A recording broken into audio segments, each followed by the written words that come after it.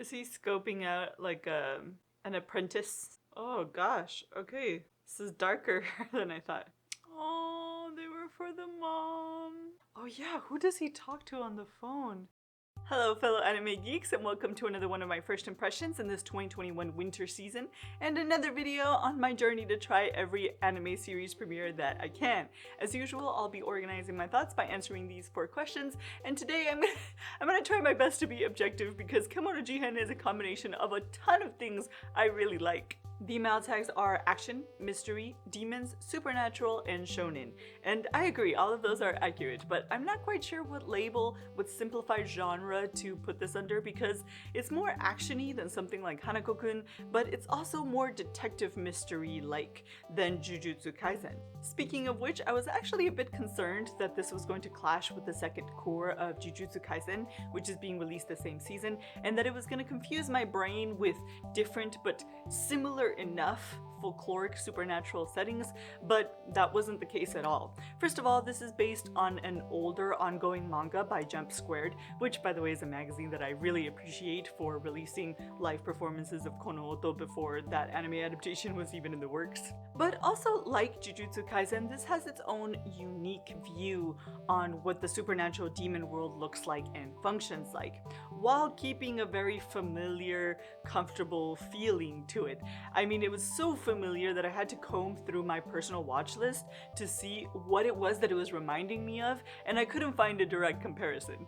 This has the mysterious mood and character age group of Hanako-kun, the "that's surprisingly creepy for a shounen" type of monster from Kitarou, the dark revelations of human nature like in xxxHOLiC, and a protagonist that's stoic and kick butt and supernatural himself, much like Hyakimaru in Dororo, and maybe a little bit of Harry Potter from our protagonist's initial living conditions. Why do they treat him so bad?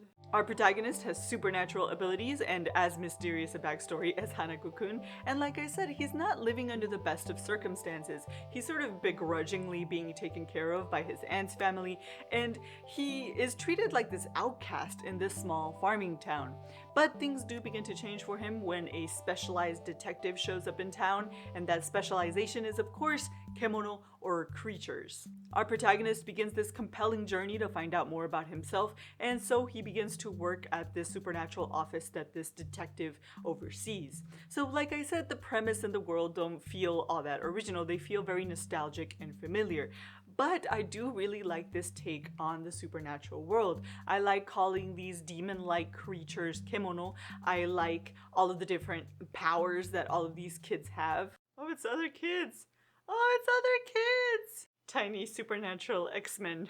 Our protagonist is compelling, he's likable, and he's kind of overpowered, and I really like this character type.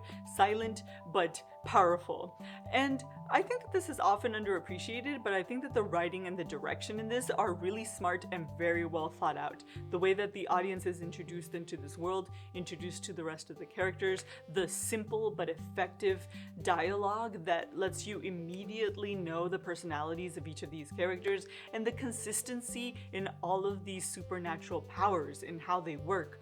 All of that is very well done. So, is it worthwhile? Well, I think it's pretty obvious that I like it for me, right? I like Japanese folklore, I like mystery, I like stoic kick-butt characters, and I like dark insights into human nature.